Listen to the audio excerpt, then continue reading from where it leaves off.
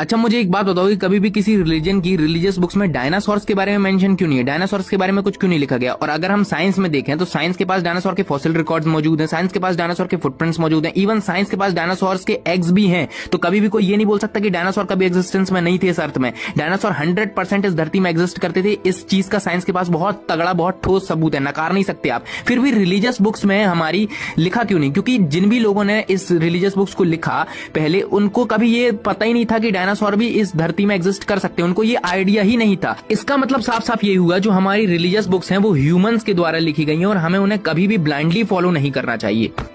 Atheist, मेरे बेटों के से लॉजिक देने वालों, मेरे उल्लू के पट्टो, अब जरा जवाब सुन लो। देखो, मैं भी इस मैथ्स की टेक्स्ट बुक में पानीपत की लड़ाई के बारे में ढूंढ रहा था, तो मुझे तो इस टेक्स्ट बुक में उस लड़ाई के बारे में कुछ भी नहीं मिला। इसका मतलब ये टेक्स्ट बुक जो है फिजूल की है, बेकार है।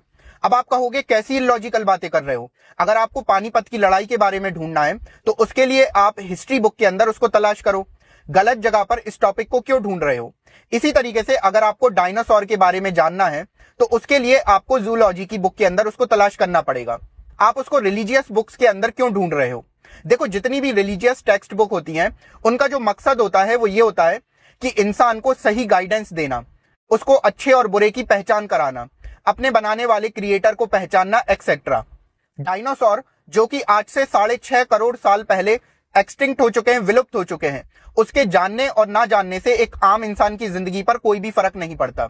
और अगर खास तौर से मैं कुरान की बात करूं तो कुरान उन वाकयात को बयान करता है जिससे इंसान इबरत हासिल कर कर, कुछ सीख कर अपनी जिंदगी में उसको अप्लाई कर सके, अपनी जिंदगी को सही राह पर डाल सके, ताकि वो दुनिया में भी एक कामयाब इंसान बन सके।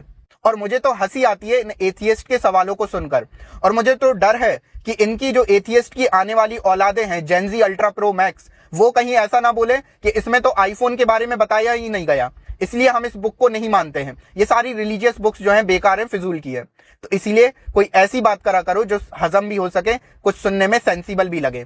वमा अलैना इल्लल बलाग।